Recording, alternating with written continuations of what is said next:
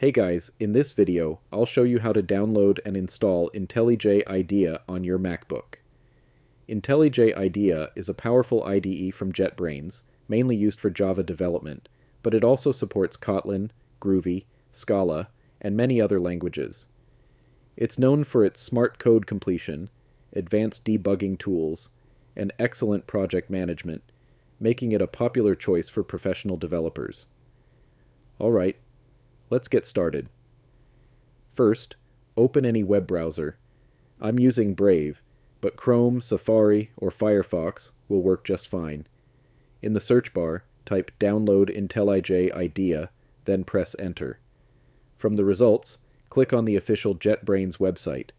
I've also added the direct download link in the video description. Once you're on the IntelliJ IDEA download page, choose the correct version for your Mac, Apple Silicon or Intel.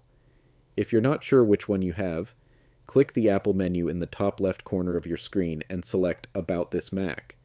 If you see Apple M1, M2, M3, or M4, you're using an Apple Silicon Mac. If it says Intel, then you're on an Intel-based Mac. After selecting the correct version, click Download. Save the installer to your Downloads folder. The download time may vary depending on your internet speed.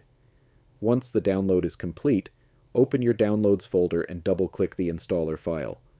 A new window will open. Simply drag the IntelliJ IDEA icon into the Applications folder. This installs IntelliJ IDEA on your Mac. When it's done, you can close the window and delete the installer file to free up space.